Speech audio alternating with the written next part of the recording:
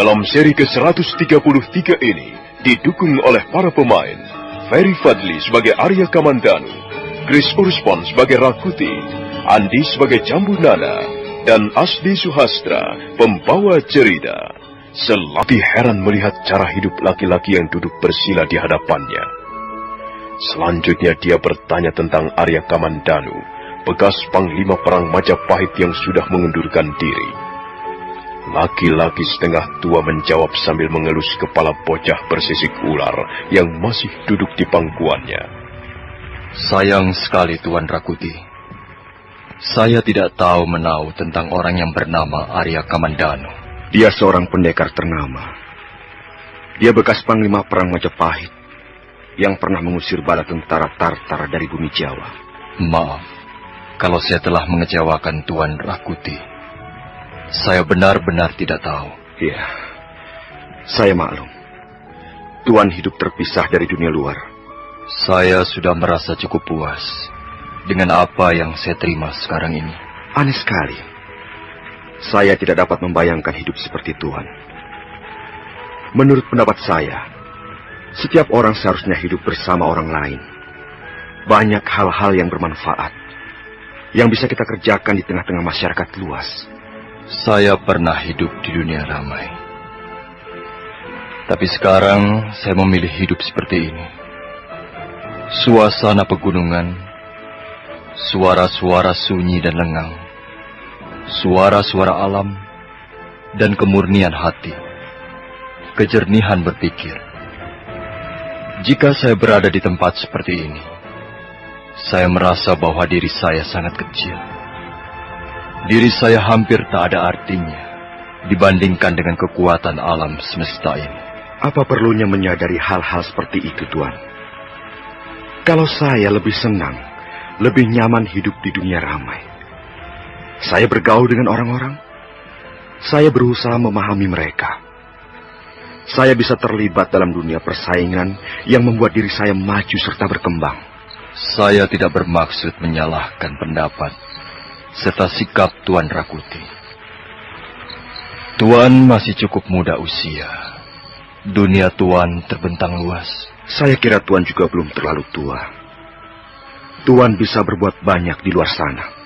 Itu pendapat Tuan Rakuti. Sedangkan pendapat saya lain. Saya merasa bahwa diri saya sudah cukup tua. Hidup saya hanya tinggal sisa-sisa. Dan saya ingin menggunakan waktu sebaik-baiknya untuk mengarungi sisa-sisa hidup saya ini. Tanpa gaduh riuh, tanpa suara kebisingan, dan tanpa persaingan-persaingan dengan manusia lain. Saya sudah cukup merasakan itu semua dulu, ketika saya masih muda. Ketika saya masih berusia seperti Tuan Rakuti sekarang ini. Iya, saya dapat mengerti sikap Tuan. Ayah, orang itu jahat. Mengapa dia tidak segera disuruh pergi? Jambu Nada, jangan berkata seperti itu. Tuan Rakuti adalah tamu kita malam ini. Kau harus menghormatinya. Maaf, Tuan. Saya mengaku bersalah. Memang saya telah berlaku kasar kepada putra Tuan.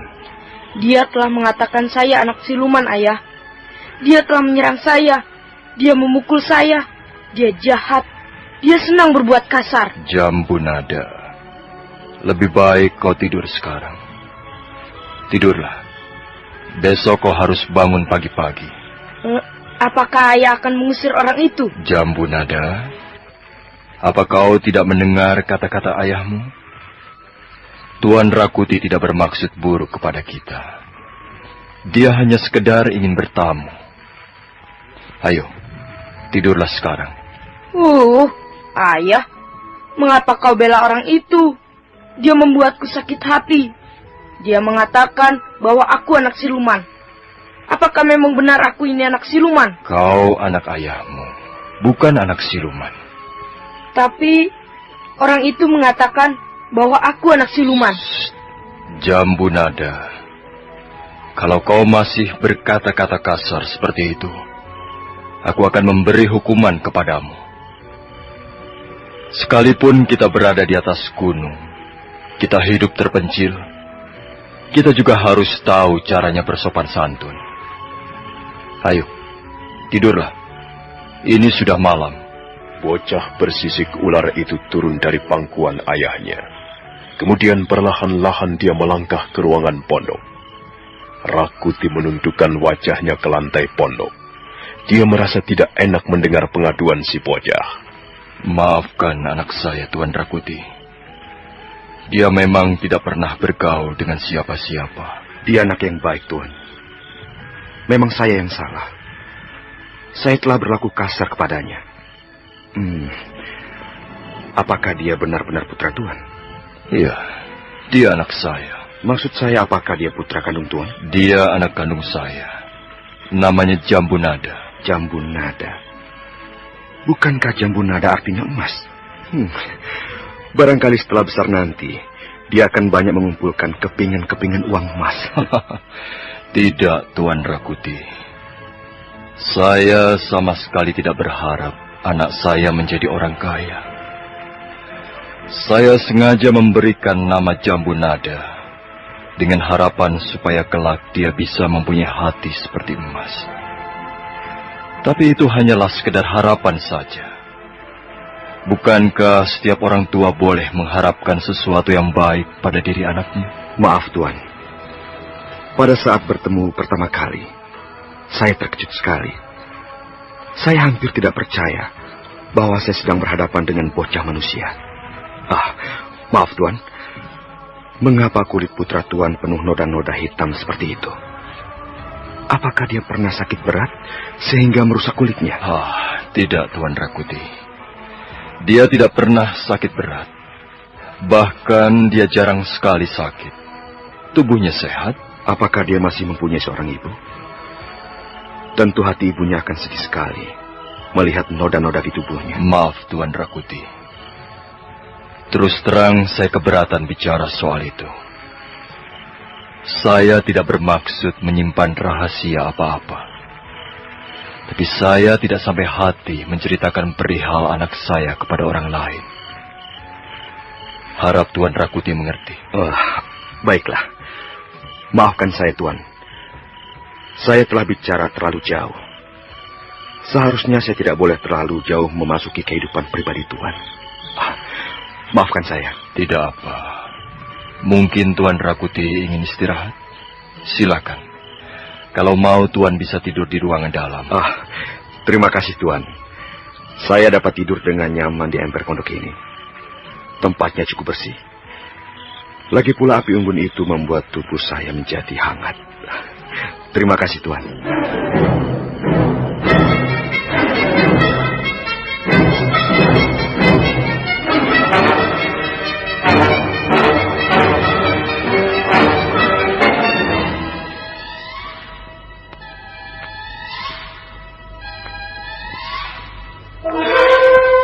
Rakuti segera memparingkan tubuhnya di emperan pondok.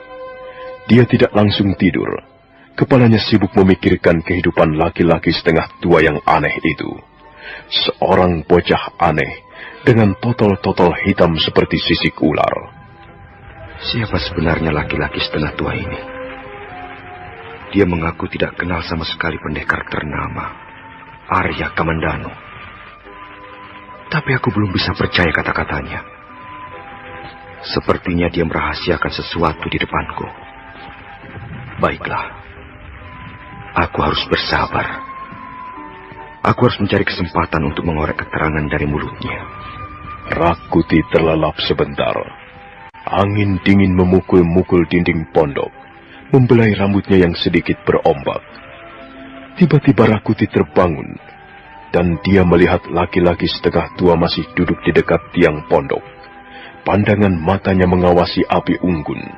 Apakah Tuan merasa dingin? Tidurlah di ruangan dalam. Di sini banyak tempat. Tidak, Tuan. Terima kasih. Saya sudah terlelap sebentar. Dan sekarang saya menjadi lebih segar. Saya ingin meneruskan percakapan kita. Apakah Tuan bersedia? Apakah masih ada yang perlu dibicarakan, Tuan Rakuti? Sepertinya saya tidak mempunyai hal-hal yang menarik yang perlu dibicarakan. Maaf. Apa benar Tuan tidak kenal pendekar ternama yang bernama Arya Kamandanu? Rupanya Tuan masih memikirkan soal itu. Saya baru kenal namanya saja, Tuan. Orang-orang bercerita tentang kehebatan pendekar itu. Konon kabarnya, Arya Kamandanu mempunyai ilmu pedang yang dahsyat. Ilmu pedang naga puspa. Iya, mungkin juga. Biasanya memang begitu. Setiap pendekar pasti mempunyai ilmu andalan. Kalau misalnya ada kesempatan, saya ingin sekali bertemu dengan Arya Kamandanu. Saya benar-benar mengagumi keperkasaannya. Saya mengagumi keberaniannya dan sifat-sifat kepahlawanannya. Mudah-mudahan Sang Hyang Widi mengabulkan keinginan Tuan Rakuti. Oh ya Tuan. Pada saat saya mengejar-ngejar putra Tuan, pada saat saya berlari-lari naik di lereng bawah, saya menemukan sebuah gua. Aneh sekali suasana di sekitar gua itu. Tanaman-tanaman layu, banyak pohon-pohon yang kering dan meranggas. Rumpun semak belukar juga kering dan tumbuh tanpa gairah. Memang aneh sekali. Udara di sekitar tempat itu hangat, sekalipun berada di atas lereng gunung. Apakah Tuan pernah merambah daerah itu? Saya tidak pernah pergi kemana-mana, Tuan Rakuti. Paling-paling saya hanya pergi ke atas lereng, ataupun ke hutan-hutan liar di sekitar tempat ini, untuk mencari buah-buahan yang bisa dimakan. Saya tidak pernah pergi jauh. Tuan juga belum pernah masuk gua itu? Mengapa? Saya mempunyai sebuah pondok yang cukup hangat, sekalipun sederhana. Saya tidak pernah memerlukan sebuah gua. Maksud saya, apakah Tuan pernah meneliti ruangan di dalam gua itu? Saya tidak mempunyai waktu yang cukup untuk itu, Tuan Rakuti. Di atas lereng ini banyak sekali gua. Di sebelah utara pondok saya ini juga ada sebuah ceruk tebing yang bentuknya menyerupai sebuah gua. Tapi saya tidak pernah memasuki gua-gua itu. Tak ada gunanya bagi saya. Kalau Tuan masuk ke ruangan gua yang saya maksudkan, Tuan akan mendapatkan sesuatu. Mendapatkan sesuatu? Iya. Apakah itu? Baiklah, Tuan. Akan saya ceritakan apa yang telah saya temui di ruangan gua itu.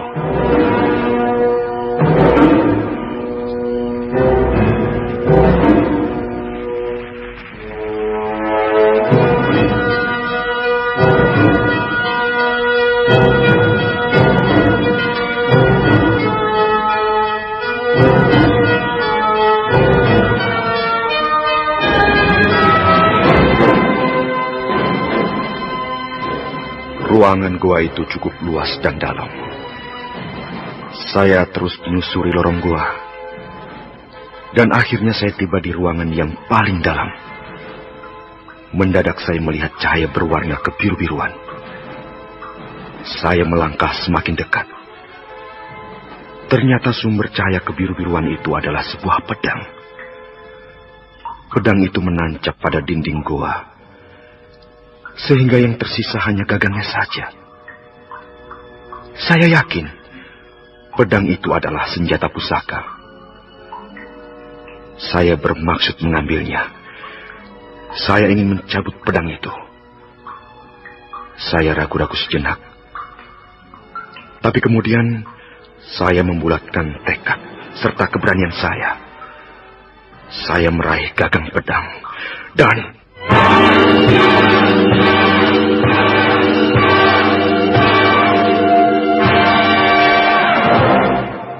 Lalu apakah yang terjadi, Tuan Rakuti? Dapatkah Tuan mencabut pedang itu? Saya gagal, Tuan. Bahkan saya hampir saja mati konyol. Aneh sekali. Benar-benar suatu keajaiban. Gagang pedang itu seperti menghisap tenaga saya. Dan tiba-tiba cahaya biru perlahan-lahan berubah menjadi merah. Ruangan gua menjadi berwarna merah. Akhirnya saya memutuskan untuk membatalkan niat saya. Ya, dan saya melangkah keluar gua. Memang aneh sekali pengalaman Tuan.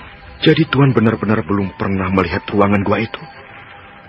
Tuan sama sekali tidak tahu menahu soal pedang itu? Bukankah sudah saya katakan bahwa saya tidak pernah pergi kemana-mana? Semula saya kira Tuanlah pemilik pedang pusaka itu. Untuk apa saya memiliki sebuah pedang pusaka, Tuan Rakuti? Saya tinggal terpencil di atas lereng gunung. Saya hidup hanya ditemani anak saya. Saya tidak pernah mempunyai musuh. Untuk apa menyimpan senjata-senjata pusaka? Jadi menurut pendapat Tuan, senjata pusaka tidak ada gunanya? Senjata pusaka hanya akan berguna jika seseorang mempunyai banyak musuh. Jika seseorang merasa senantiasa terancam keselamatannya. Menurut pendapat saya, senjata pusaka sangat penting artinya bagi seorang pendekar. Dengan senjata pusaka itu, seorang pendekar bisa memperoleh daya-daya kesaktian. Seperti saya ini misalnya. Saya membutuhkan senjata yang ampuh. Saya membutuhkan kekuatan yang dahsyat. Saya membutuhkan daya-daya kesaktian. Saya membutuhkan Adijaya Kasantikan. Mengapa Tuan Rakuti membutuhkan semua itu? Ada hubungannya dengan cita-cita saya, Tuan. Rupanya Tuan mempunyai cita-cita yang besar. Ya, saya mempunyai cita-cita yang sekarang masih tergantung di awan-awan. Apakah cita-cita Tuan, kalau boleh saya tahu? Sekarang ini, saya hanya hidup untuk cita-cita. Saya ingin menumpuk kekuatan yang besar. Dan dengan kekuatan itu, saya akan merebut kekuasaan Prabu Jayanegara. Saya ingin menjadi raja, Tuan. Raja Majapahit. Mengapa, Tuan? Tidak apa-apa, Tuan Rakuti. Setiap orang berhak menentukan cita-citanya sendiri. Tapi cita-cita menjadi raja bukanlah cita-cita seperti kebanyakan orang. Tuan harus bekerja keras. Tuan harus mampu bersaing dengan lawan-lawan Tuan. Dan barangkali Tuan harus mengorbankan segala-galanya demi cita-cita itu. Saya sudah siap melakukan apa saja untuk merebut benteng kota Raja Majapahit dan merampas tahta. Itu pekerjaan yang sangat berat. Apakah Tuan Rakuti menyadarinya? Itulah sebabnya saya jauh-jauh meninggalkan desa kelahiran saya, Tuan. Berhari-hari lamanya saya duduk merenung. Kepala saya penuh pemikiran-pemikiran tentang bagaimana cara memperoleh kekuasaan. Saya benar-benar tercekam oleh cita-cita saya. Banyak orang-orang, teman-teman, menganggap cita-cita saya merupakan impian-impian kosong. Mereka mentertawakan saya. Bahkan ada yang mencemooh saya dengan mengatakan bahwa saya seperti seekor pungguk merindukan bulan. Ada satu hal yang ingin saya ketahui, Tuan Rakuti. Apa senangnya duduk di atas singgasana? Apa enaknya menjadi raja? Menurut pendapat saya, kebahagiaan bukan di situ tempatnya. Saya berpendapat lain, Tuan. Tahta adalah segala-galanya. Dengan menggenggam kekuatan paling besar, saya dapat memperoleh apa saja yang saya inginkan. Itulah keyakinan saya. Mudah-mudahan saja cita-cita Tuan Rakuti terkabul. Tapi saya merasa masih mempunyai kekurangan, Tuan. Saya belum menjadi seorang manusia sakti mandraguna. Karena itu, saya mohon bantuan Tuan. Saya ingin belajar ilmu kanuragan dari Tuan. Saya ingin menyerap ilmu-ilmu kesaktian yang Tuan miliki. Saya sangat membutuhkannya. Angkatlah saya menjadi murid Tuan. Gemblenglah diri saya ini. Tempalah diri saya, sehingga menjadi manusia berotot kawat, bertulang besi, dan berkulit tembaga. Saya sanggup mengerjakan apa saja yang Tuan perintahkan. Bagaimana Tuan? Tuan bersedia menjadi guru saya? Rakuti berkata-kata dengan semangat tinggi. Laki-laki setengah tua itu tidak segera menjawab pertanyaannya. Dia hanya duduk bersila seperti semula, dan matanya tidak lepas memandang cahaya merah api unggun yang mulai redup. Bagaimana Tuan? Tolonglah saya. Saya akan gembira sekali jika Tuan sudi menjadi guru saya. Mengapa Tuan Rakuti memilih saya sebagai guru? Saya percaya kepada Tuan. Saya yakin Tuan mempunyai simpanan ilmu-ilmu kesaktian. Saya yakin Tuan dapat menjadi guru saya yang sempurna. Dari mana Tuan tahu bahwa saya mempunyai simpanan ilmu-ilmu kesaktian? Saya ini orang biasa. Saya bukanlah pendekar. Saya tidak percaya. Sudahlah Tuan Rakuti. Saya tidak dapat memenuhi permintaan Tuan. Saya tidak pernah mengajarkan apa-apa kepada orang lain. Saya bukan seorang guru. Mungkin Tuan memang bukan seorang guru. Tapi Tuan dapat mengajarkan ilmu-ilmu Tuan kepada saya. Saya tidak mempunyai ilmu apa-apa. Saya tidak mempunyai sesuatu yang dapat saya ajarkan kepada Tuan Rakuti. Maaf, kalau saya telah mengecewakan Tuan Rakuti.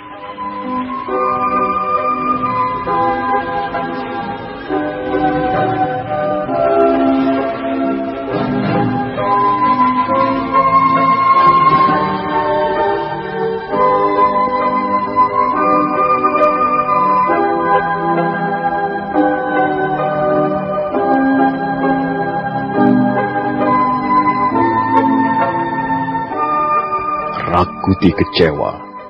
Dia tersenyum pahit. Dia merasa keinginannya dicampakkan begitu saja. Laki-laki setengah tua berdiri dan melangkah ke halaman pondok. Tangannya meraih potongan-potongan kayu kering dan menumpukannya di atas api unggun. Api kembali menjadi besar.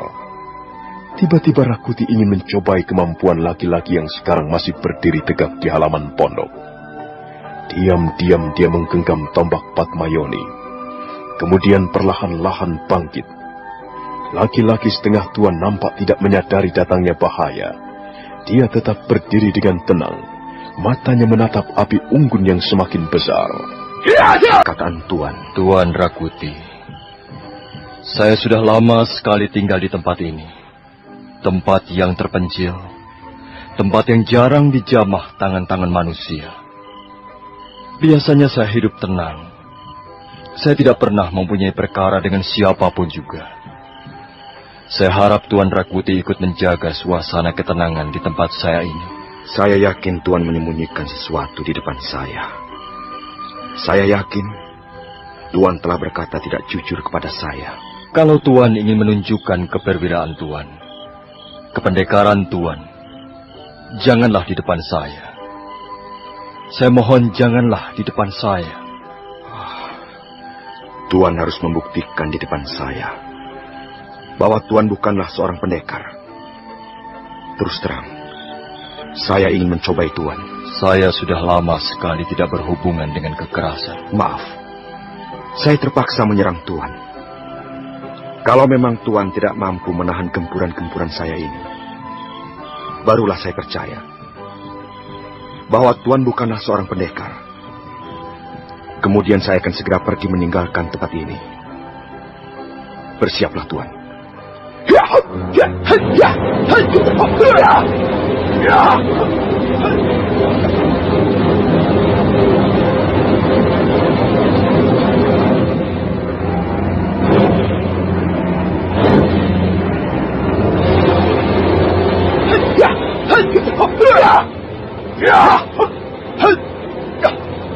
Rakuti langsung menyerang dengan gencar. Laki-laki itu kelihatan gugup sebentar, tapi kemudian dia berhasil menangkis serangan. Rakuti terus memburu. Dia mengirimkan beberapa pukulan sekaligus. Salah satu di antara pukulan itu berhasil mengenai dada lawannya. Laki-laki itu terjajar ke belakang. Tapi Rakuti menyusul dengan serangan-serangan berikutnya. Tunggu Tuan, tunggu.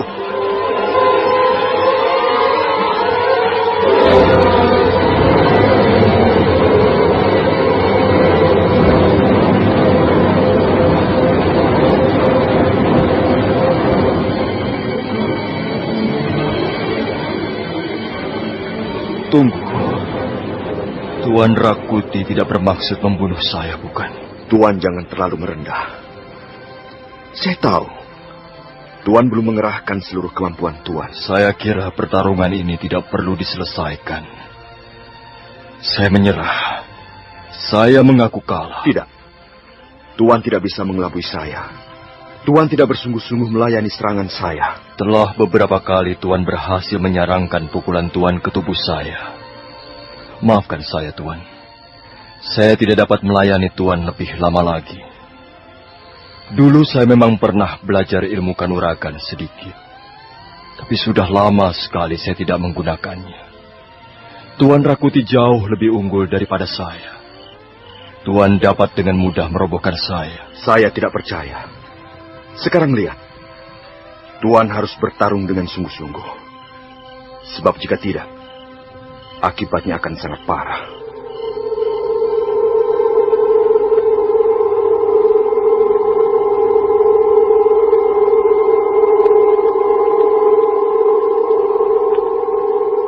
Rakuti menarik mundur kakinya 2 langkah. Selanjutnya dia menggosok-gosokkan telapak kakinya ke tanah. Kemudian menggosok-gosokkan telapak tangannya. Sesaat lagi, dia mulai mengucapkan mantra di dalam hati. Siro ratuning geni. Siro angwasani lakuning geni.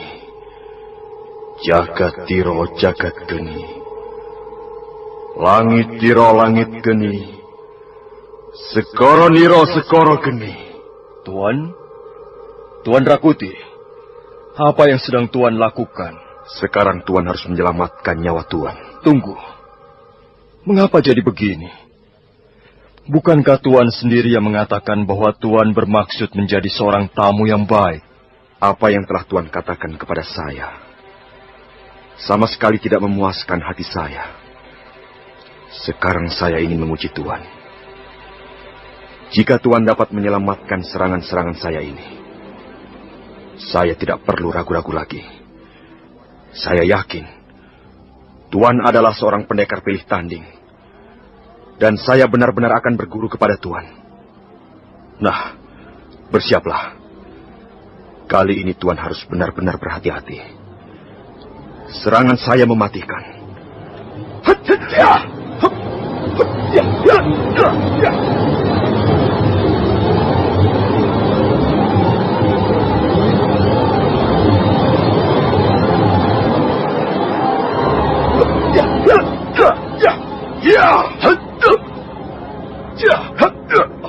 Rakuti menyerang dengan garang. Kali ini dia menyerbu dengan telapak tangan kanan yang sudah dilambari Aji Segara Geni. Laki-laki setengah tua terpaksa berlompatan ke sana kemari untuk menghindari terkaman maut.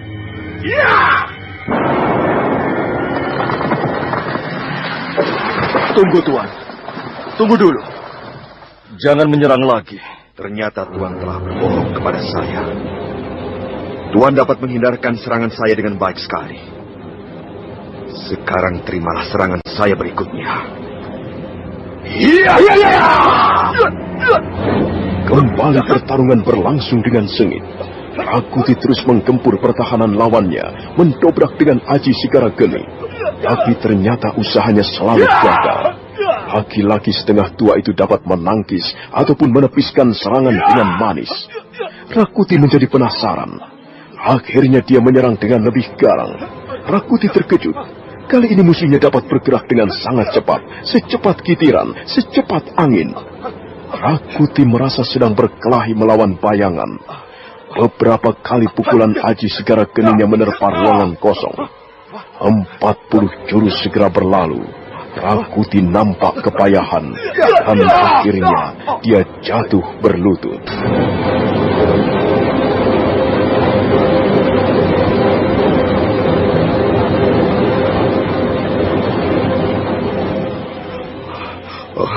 Tuan, sekarang saya percaya bahwa Tuan bukanlah manusia sembarangan.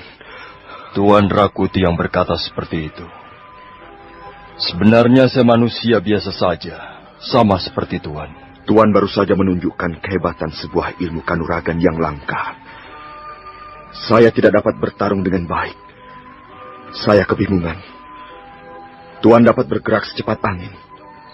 Saya seperti menyerang bayang-bayangan. Tuan Rakuti, Tuan terlalu berlebihan menilai saya. Tidak. Saya berkata yang sesungguhnya. Tuan mempunyai pukulan yang dahsyat. Tuan hanya kurang mujur. Tidak.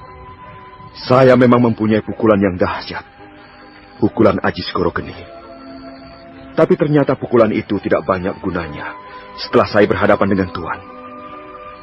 Tuan bahkan mampu melumpuhkan saya tanpa memukul. Tuan pastilah seorang pendekar yang hebat. Saya ingin berguru kepada Tuan. Saya ingin menyerap ilmu Tuan. Sudahlah. Lebih baik Tuan Rakuti istirahat. Tidak, Tuan. Saya akan tetap berlutut di tempat ini. Sampai Tuan bersedia mengangkat saya menjadi murid. Tuan Rakuti, saya bukan guru. Saya tidak dapat mengangkat siapapun juga menjadi murid. Lebih baik Tuan Rakuti mencari orang lain. Saya bukanlah orang yang tepat untuk menjadi guru Tuan. Saya tidak peduli. Saya akan tetap berlutut di sini sampai Tuan mengangkat saya menjadi murid. Tuan Rakuti jangan memojokkan saya. Terserah apa yang Tuan katakan. Saya akan tetap berlutut. Saya tidak yakin Tuan mempunyai tekad yang besar. Tuan boleh lihat. Saya akan berlutut di sini. Terus berlutut. Sehari, 2 hari, sebulan. Saya akan terus berlutut. Saya tidak akan menyerah. Sampai suatu saat nanti Tuan menjadi lunak. Dan Tuan sudi mengangkat saya sebagai murid. Usaha Tuan akan sia-sia saja.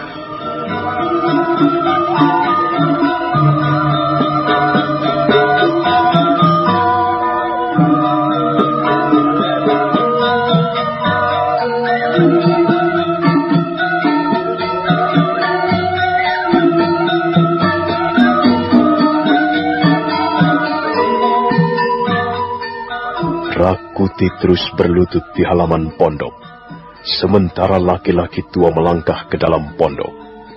Angin dingin bertiup kencang, menyapu pucuk-pucuk pohon. Rakuti menggigil kedinginan, tapi dia terus berlutut. Sementara laki-laki setengah tua sudah menggulirkan tubuhnya di samping bocah bersisik ular. Nampaknya bocah itu terbangun. Ayah? Apa kau sudah mengusir orang itu, Ayah? Kita tidak perlu mengusir siapa-siapa, Nak. Biarkan saja dia pergi sendiri. Apakah dia sudah pergi? Belum. Di mana dia sekarang? Dia masih di halaman pondok. Apa yang dilakukannya? Entah apa yang dilakukan orang itu. Sudahlah, Jambu Nada. Tidurlah. Persediaan makanan kita sudah habis. Besok pagi kita harus pergi ke tengah hutan. Apakah kita juga akan berburu kijang, Ayah? Kita akan berburu kijang. Dan mungkin sapi-sapi liar. Bocah bersisik ular tidak lagi melanjutkan pertanyaan-pertanyaannya. Dia segera membalikkan tubuhnya ke dinding pondok. Sebentar kemudian suasana di ruangan pondok menjadi sepi. Sementara itu Rakuti masih berlutut di halaman pondok. Tiba-tiba angin bertiup kencang, mendung tebal bergulung-gulung datang. Rakuti tidak peduli, dia terus berlutut. Dan sebentar kemudian, hujan pun membasuh permukaan bumi.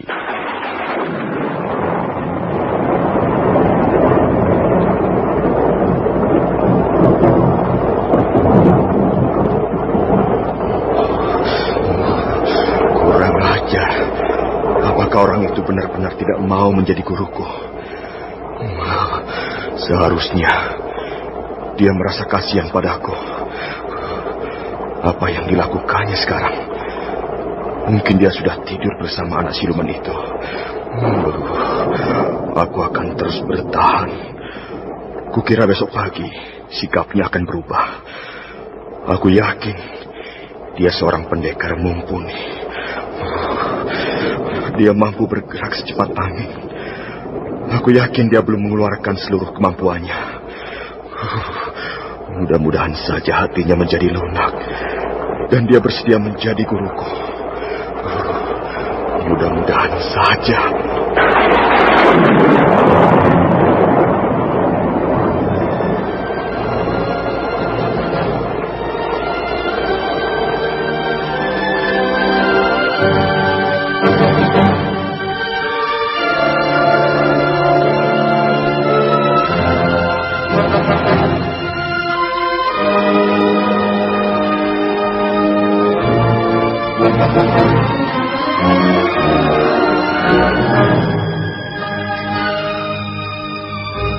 Pagi datang dengan tenang dan damai. Pagi datang bersama cahaya matahari yang hangat. Embun berguguran dari pucuk-pucuk daun. Rakuti masih berlutut di halaman pondok. Pakaian yang dikenakannya masih basah oleh hujan semalam. Tubuhnya menggigil kedinginan. Tak lama kemudian dia melihat laki-laki setengah tua keluar dari ruangan pondok, diikuti oleh bocah bersisik ular. Laki-laki itu berjalan menghampirinya. Apa yang Tuan lakukan di sini? Aneh sekali. Tuan bisa sakit. Tuan telah menyiksa diri sendiri. Ada apa dengan orang itu, Ayah? Aku sendiri tidak tahu, Jambu Nada. Kau bisa bertanya kepadanya. Hai! Mengapa kau berlutut di situ? Pakaianmu basah semua. Kau bermain hujanan semalam ya? Dia diam saja, Ayah. Dia menundukkan wajahnya. Ada apa dengan orang ini, Ayah? Sudahlah, Jambu Nada. Mungkin dia sedang sibuk memikirkan dunianya sendiri. Mungkin dia tak sempat berpikir tentang orang lain. Sebab dia hanya berpikir tentang cita-citanya. Ayolah, Jambu Nada. Nanti kita kesiangan. Mana alat-alat berburumu? Bocah bersisik ular itu lari ke dalam pondok. Sebentar kemudian dia sudah kembali lagi sambil mengepit dua lembing kecil. Ini, Ayah. Ayo kita berangkat. Kami pergi dulu, Tuan Rakuti. Tuan, benarkah Tuan tidak bersedia menjadi guru saya? Laki-laki setengah tua itu tidak menjawab. Dia langsung pergi diikuti bocah bersisik ular. Mereka berjalan menyusuri jalan setapak di depan pondok. Dan tubuh mereka segera lenyap di sudut lereng. Rakuti merasa sangat tersinggung. Dia benar-benar telah disepelekan. Nah, bagaimanakah kisah selanjutnya? Saudara pendengar, silakan menunggu. Rakuti terus merintih-rintih minta tolong sambil berlutut. Sementara laki-laki setengah tua sudah mulai melangkah pergi, diikuti anak laki-lakinya. Mereka berjalan menyusuri jalanan setapak di depan pondok. Tubuh mereka segera lenyap di balik tikungan lereng. Tuan, saya akan terus berlutut di sini. Saya akan terus berlutut sampai Tuan sudi menjadi guru saya. Tuan, apakah Tuan tidak mendengar jeritan hati saya? Tolonglah Tuan, angkatlah saya menjadi murid Tuan.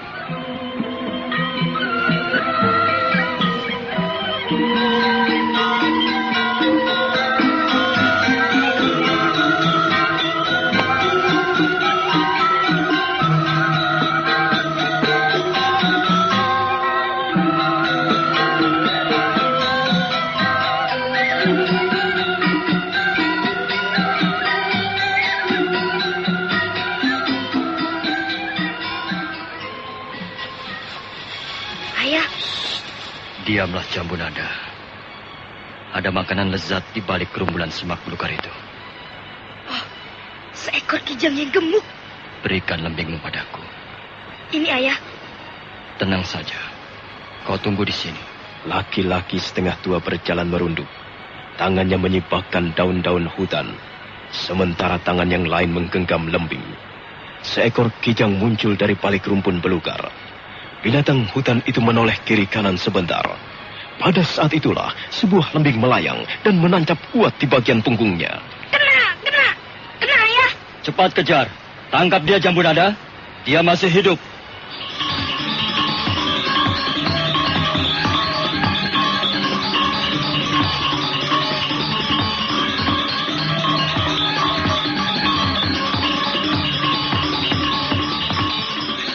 Nah, kukira sudah cukup. Kita masih bisa berburu babi hutan, Ayah. Di sebelah sana banyak sekali babi hutan berkeliaran.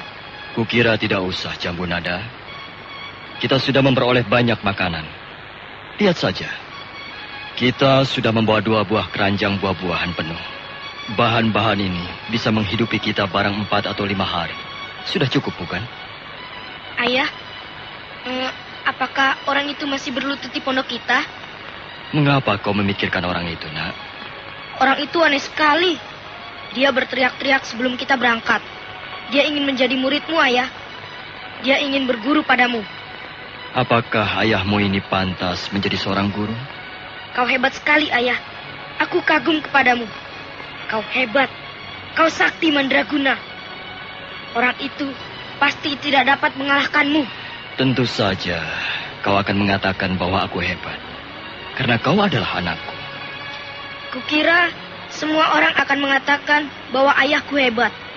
Kau sendiri sering menceritakan pengalaman-pengalamanmu yang hebat saat engkau menjadi panglima perang kerajaan Majapahit. Itu sudah lama sekali, Nak. Sekarang ayahmu sudah tidak hebat lagi. Ayahmu sudah menjadi seekor monyet gunung. Ayah, kalau aku ingin belajar ilmu kanuragan kepadamu, apakah kau mau mengajariku? Itu kita pikirkan saja nanti. Ilmu kanuragan memang baik untuk dipelajari setiap anak muda. Tapi ilmu kanuragan ternyata bukan segala-galanya. Masih banyak hal-hal lain yang perlu kita perhatikan di dalam hidup ini. Ilmu kanuragan hanyalah sebuah alat, dan alat bukan tujuan. Sudah, Nak. Ayo kita pulang. Nanti keburu malam.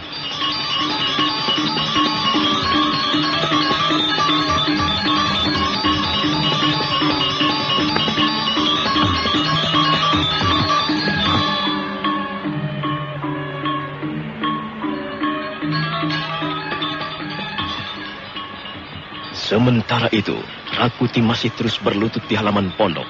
Kedua belah pahanya menjadi kejang, betisnya kaku, dan hatinya sangat kesal. Tapi dia berusaha untuk bertahan. Kemana laki-laki itu? Sampai sekarang masih juga belum kembali. Tapi dia pasti kembali. Kurang ajar. Tubuhku menjadi sakit semua. Pahaku kejang. Betisku kaku. Tangan-tanganku juga kaku. Perutku juga kaku. Setan alas. Laki-laki itu telah menghinaku. Aku sama sekali tidak dianggap. Tapi barangkali dia sengaja hendak menguji aku. Menguji ketabahanku. Baiklah. Aku akan berusaha untuk bertahan. Aku akan terus berlutut di tempat ini. Rakuti kembali berdiam diri. Dia masih berlutut di halaman pondok, sekalipun seluruh tubuhnya merasa kaku dan sakit. Dia masih berharap bahwa laki-laki setengah tua itu akhirnya akan menaruh iba kepadanya, kemudian sudi mengangkatnya menjadi murid.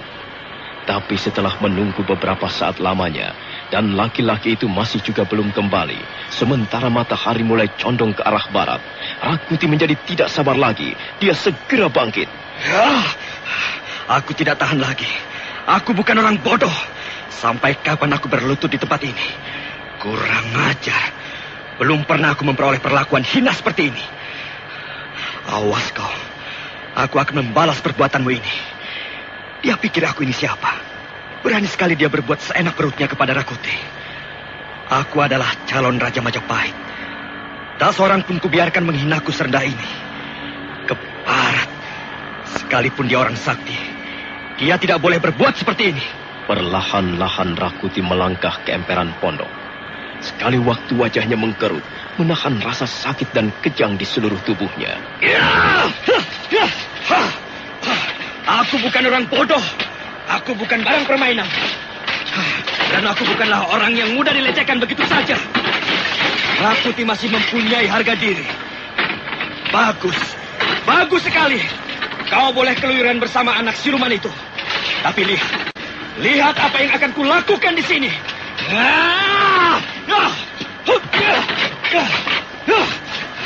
Akan kuhancurkan pondokmu.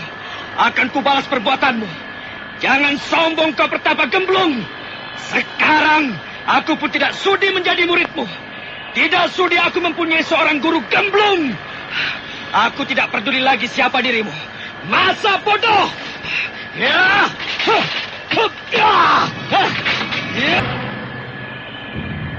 Dinding pondok yang terbuat dari papan kayu hutan jebol berantakan. Tapi nampaknya Rakuti masih belum puas. Pada saat itulah Rakuti melihat laki-laki setengah tua dan anaknya sudah berdiri di halaman pondok. Wajah Rakuti merah padam. Seluruh tubuhnya gemetaran menahan hawa amarah. Ayah, mengapa orang itu merusak pondok kita? Entahlah, Jambunada. Aku sendiri tidak tahu. Mungkin ada salah paham sedikit. Tidak ada salah paham.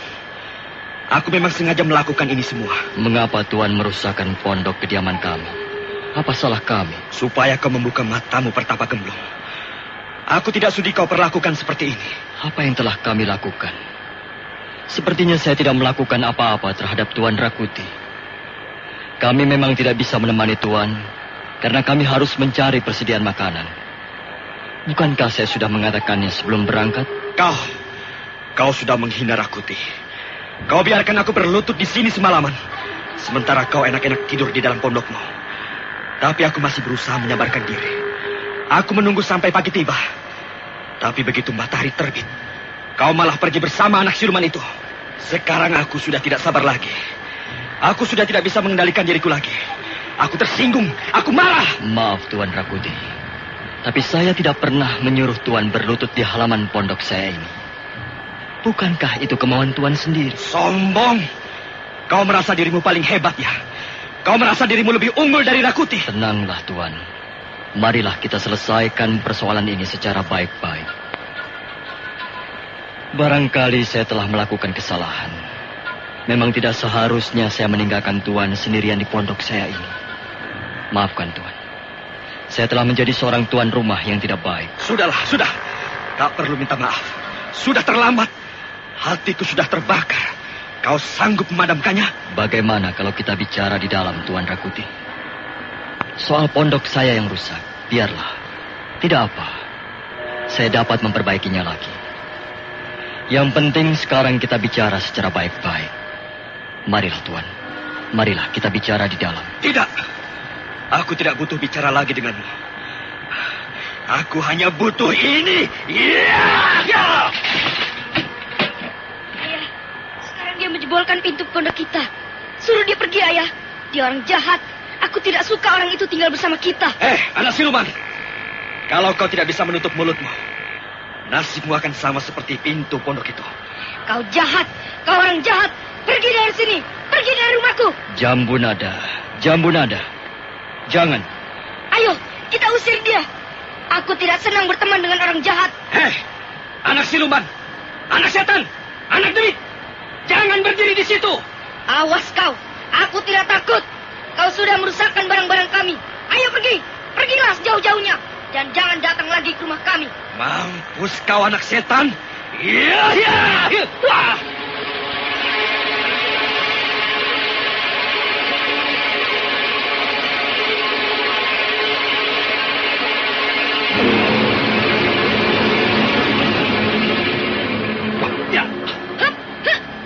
Rakuti mendadak menyerang Jambunada, bocah bersisik ular.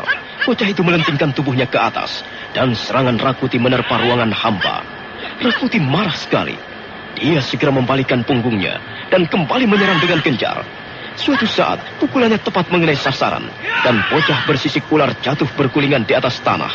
Tapi mendadak dia bangkit kembali, dan berdiri tegak menantang. Lama-kelamaan Rakuti menjadi kesal. Dan akhirnya dia memutuskan untuk mengeluarkan Aji Segara Geni. Siro angwasani lakuning geni. Jagat tiro jagat geni. Langit tiro langit geni. Segoro niro segoro geni. Anak demit. Setan cilik. Kalau kau masih berdiri di situ, tubuhmu akan hancur berantakan. Dan orang tuamu akan menangisi kematianmu. Orang jahat seperti kau harus ditendang ke dalam jurang. Mayatmu yang akan kucampakkan ke dasar jurang. Awas anak demit. Aku akan terus memburumu.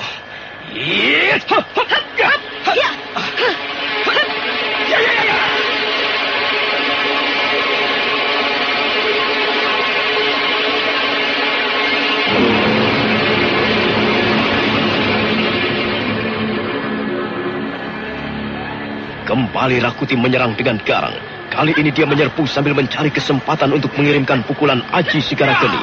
Dan kesempatan itu segera tiba. Rakuti mengangkat tangan kanannya tinggi-tinggi ke udara. Sementara bocah bersisik ular baru saja memperbaiki letak berdirinya. Pada saat itulah sebuah bayangan berkelebat dan...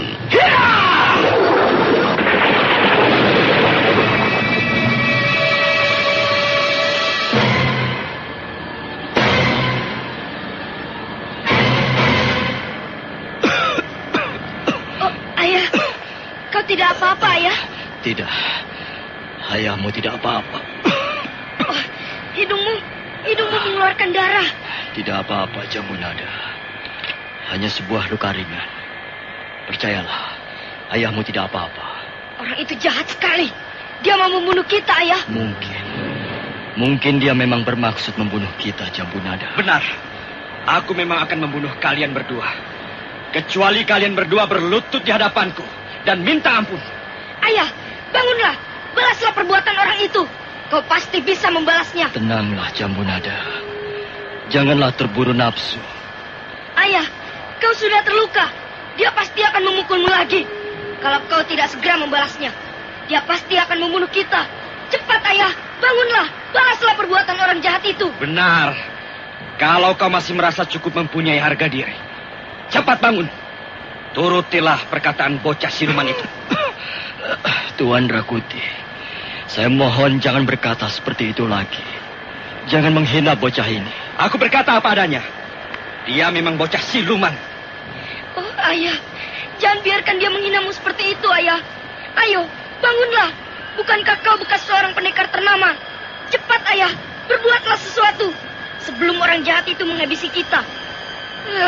Ayah, mengapa kau masih belum berdiri juga? Bangun dan berdirilah. Lawan orang itu. Bukankah kau bekas panglima perang Majapahit yang besar? Bukankah kau bekas pendekar ternama? Ayo, Arya Kamandanu, bangunlah. Lawan orang itu. Jangan biarkan dia memukulmu lagi. Rakuti tersentak. Arya Kamandanu. Baru saja bocah bersisik ular itu menyebut laki-laki setengah tua di hadapannya sebagai Arya Kamandanu. Rakuti menggeser letak berdirinya. Arya Kamandanu. Benarkah kau ini Arya Kamandanu?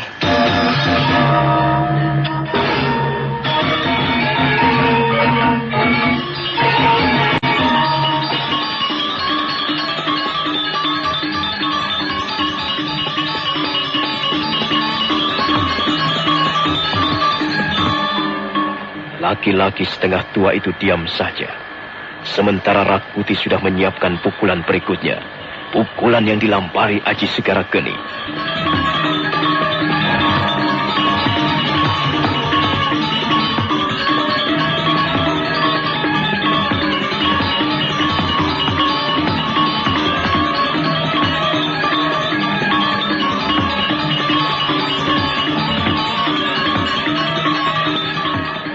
Nah, saudara pendengar. Ayah, mengapa kau biarkan orang jahat itu menghina kita? Hatiku sakit sekali. Bangunlah, Ayah. Jangan biarkan dia menghinamu seperti ini. Kau bukanlah seorang pengecut, bukan? Tidak. Ayahku bukan seorang pengecut. Dia adalah bekas seorang pendekar ternama. Dia adalah bekas panglima perang kerajaan Majapahit yang besar. Mana ada panglima perang seperti itu? Omong kosong. Ayah, dengarlah. Dia terus menghina kita. Dia tidak percaya bahwa kau bekas panglima perang kerajaan Majapahit yang besar itu. Dia tidak percaya bahwa kau orang sakti. Kalau ayahmu itu orang sakti, hidungnya tidak akan mengeluarkan darah. Ayahku orang sakti. Kau tidak akan bisa menandinginya. Suruh ayahmu berdiri. Dan kau boleh melihat kami bertarung. Cepat, Ayah. Bangun dan tunjukkan keperkasaanmu. Ayo, bangunlah Arya Kamandanu. Bangun, tunjukkan kesaktianmu. Jangan biarkan orang itu terus menghina kita. Jangan biarkan dia melukaimu. Bangunlah Arya Kamandanu. Rakuti tersentak. Dia dapat mendengar dengan jelas apa yang dikatakan bocah bersisik ular. Arya Kamandanu. Arya Kamandanu. Benarkah kau ini Arya Kamandanu? Dengar, hai orang jahat. Kalau dia mau melawanmu, kau tidak akan dapat menandinginya.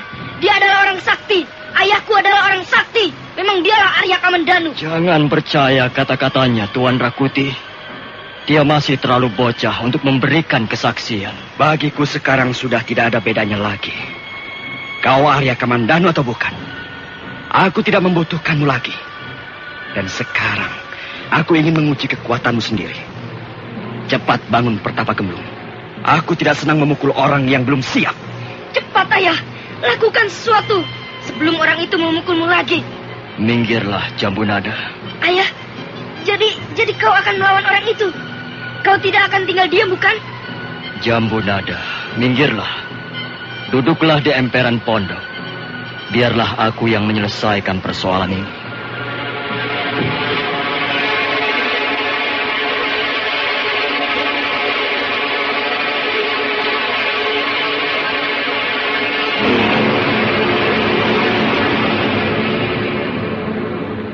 Laki-laki setengah tua bangkit perlahan-lahan sambil menyeka darah di hidungnya. Sementara Jambu Nada, bocah bersisik ular, melompat ke emperan pondok dan duduk di atas lumpang batu. Mata bocah itu tajam mengawasi apa yang akan dilakukan ayah kandungnya. Maaf, Tuan Rakuti. Apa sebenarnya yang Tuan inginkan? Bertarung. Aku ingin bertarung denganmu. Apakah hanya dengan pertarungan persoalan ini dapat diselesaikan? Jangan tanyakan soal itu padaku. Aku hanya ingin bertarung. Kalau begitu sebaiknya tidak usah. Biarlah saya mengalah. Tunggu. Kau mau pergi kemana? Saya sudah lama sekali meninggalkan jalan kekerasan. Sekarang aku akan memaksamu menempuh jalan itu lagi. Benarkah kau ini yang bernama Arya Kamandanu? Benar, Tuan Rakuti. Sayalah Arya Kamandanu. Bagus. Aku senang bertemu denganmu, Arya Kamandanu. Tapi sesungguhnya hatiku sedikit merasa kecewa. Bagaimana seorang pendekar besar seperti Arya Kamandanu dapat dengan mudah terluka oleh pukulan? Saya ini masih seorang manusia biasa, Tuan Rakuti. Tubuh saya hanya terdiri dari daging, tulang, urat-urat, dan aliran darah. Tentu saja saya masih bisa terluka. Dan barangkali kau bisa terbunuh. Kenapa tidak? Hidup manusia bukan dalam genggaman manusia itu sendiri. Kalau Sang Hyang Widi menghendaki, setiap pendekar dapat saja terbunuh. Kalau begitu barangkali aku bisa membinasakanmu, Arya Kamandanu. Dan itu merupakan kebanggaanku tersendiri. Dengar, Tuan Rakuti. Saya tahu apa yang sedang bercokol di kepala Tuan. Tuan selalu dihantui pemikiran-pemikiran tentang kekuatan. Tuan terlalu mendambakannya sebagai alas berpijak memperoleh kebahagiaan. Menurut pendapat saya, sikap seperti itu keliru. Kekuatan bukan segala-galanya. Manusia memang dibekali kemampuan untuk menggali kekuatan. Tapi masalah kebahagiaan adalah masalah yang sangat rumit, Tuan Rakuti. Kau tidak usah memberiku nasihat apa-apa, Arya Kamandanu.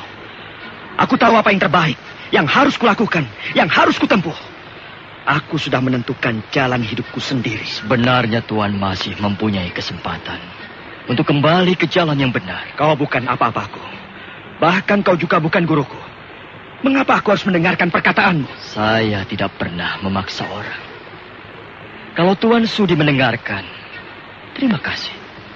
Tapi sebaliknya, kalau Tuan mempunyai pendapat sendiri, silakan. Sudahlah, Arya Kamandanu. Jangan ngoceh ke sana kemari. Sekarang aku sudah menyaksikan sendiri seperti apa kehebatanmu. Mungkin cerita-cerita orang banyak yang salah. Mungkin mereka terlalu membesar-besarkan kehebatanmu. Mungkin juga kau tidak terlalu hebat, Arya Kamandanu.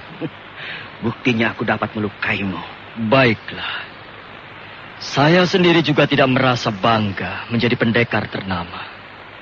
Orang-orang yang mengatakan begitu. Sekarang apa yang akan Tuan lakukan? Silakan. Arya Kamandanu, kalau kau memang pendekar besar, kau pasti dapat menahan pukulan-pukulanku ini. Jangan berlari-larian. Jangan bermain bajing loncat. Aku ingin mengadu pukulan. Aku ingin mengadu kekuatan denganmu, Arya Kamandanu. Saya sudah siap, Tuan Rakuti.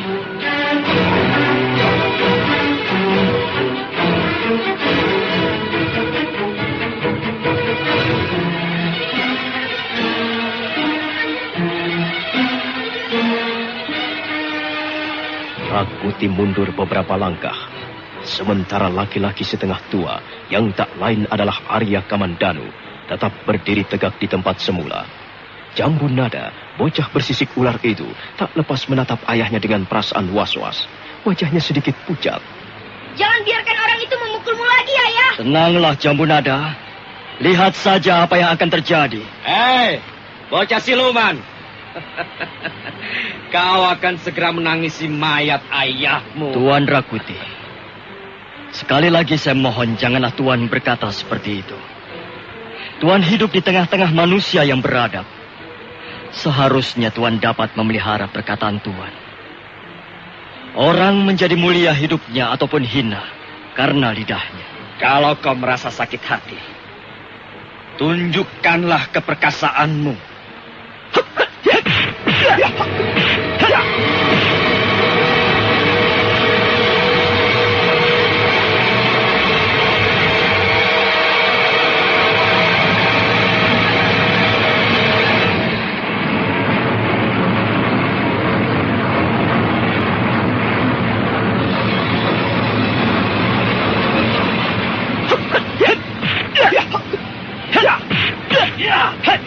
Rakuti segera menerjang Arya Kamandanu. Arya Kamandanu berkelit ke samping kiri dengan manis. Hampir saja Rakuti hilang keseimbangan. Dia buru-buru membalikkan tubuhnya dan melanjutkan serangan dengan gencar. Arya Kamandanu melayani serangan-serangan Rakuti dengan tenang sekali. Suatu saat Rakuti memperoleh kesempatan untuk menghantamkan Aji Sigarageni. Dia melompat ke udara, kemudian berlari sambil menggenggam Aji Sigarageni. Dia terkejut karena Arya Kamandanu sama sekali tidak bergerak. Aji Sigarageni menghantam dadanya.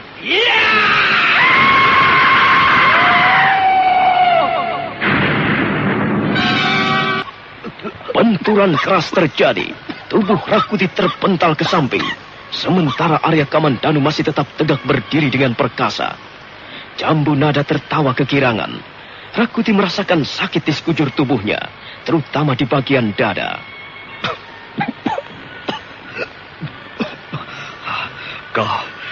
Kau menggunakan ilmu apa tadi? Sudahlah Tuan Rakuti. Saya mohon persoalan ini selesai sampai di sini. Jangan keburu sombong, Arya Kamandanu.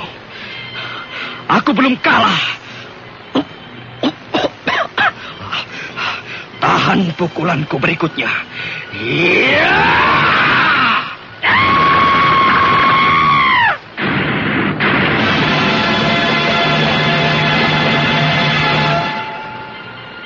Terjadi lagi benturan keras, lebih keras dari yang pertama.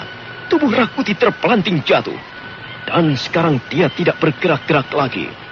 Mulutnya mengeluarkan darah kehitam-hitaman. Demikian pula hidung dan matanya. Oh, ayah, kau hebat, ayah. Kau hebat sekali. Sekarang aku baru percaya bahwa kau bekas panglima perang kerajaan Majapahit yang besar. Sudahlah, Jambu Nada. Kau tidak usah mengagumi ayahmu seperti itu. Mengapa, ayah? Apakah kau tidak senang bila aku kagumi? Aku senang.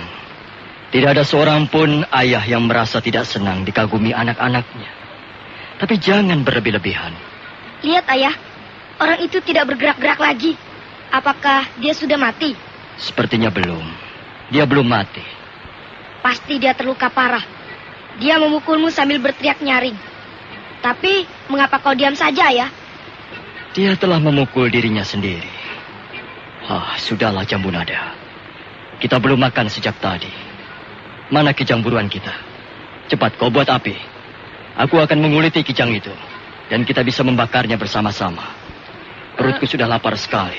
Lalu bagaimana dengan orang ini, ayah? Biarkan saja dia. Dia jatuh karena perbuatannya sendiri. Itu sudah biasa.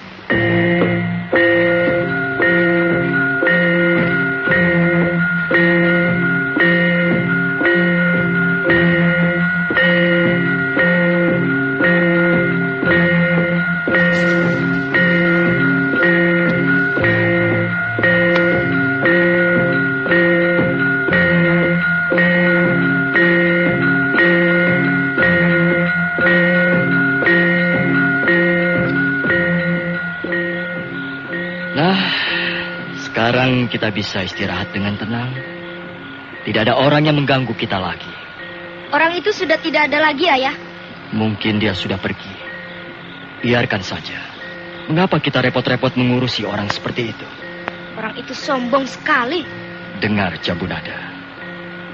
Setiap orang boleh memiliki sesuatu. Asal jangan sampai serakah. Setiap orang boleh membanggakan apa yang dimilikinya. Tapi jangan sampai sombong. Sifat serakah dan sombong bisa membawa kehancuran manusia sendiri. Sepertinya orang itu sombong dan serakah. Aku tidak senang orang seperti itu. Dia juga jahat. Katanya dia ingin menjadi raja. Benarkah demikian, Ayah? Dia mempunyai sebuah cita-cita yang melambung tinggi. Dia bisa hancur karena cita-citanya sendiri. Kalau orang seperti itu berhasil menjadi raja, apakah orang-orang akan bertambah senang hidupnya? Kalau orang seperti Rakuti berhasil menjadi raja Majapahit, maka Majapahit akan terbakar dari dalam. Semua akan menjadi hangus. Orang berdarah panas tidak boleh menggenggam kekuasaan terlalu besar. Kau belum mengantuk, Jambunanda? Belum, Ayah. Oh ya, Ayah katanya mau mengajakku menengok makam Bunda Sakauni. Kapan, Ayah? Nanti, Jambunanda. Setelah kau besar.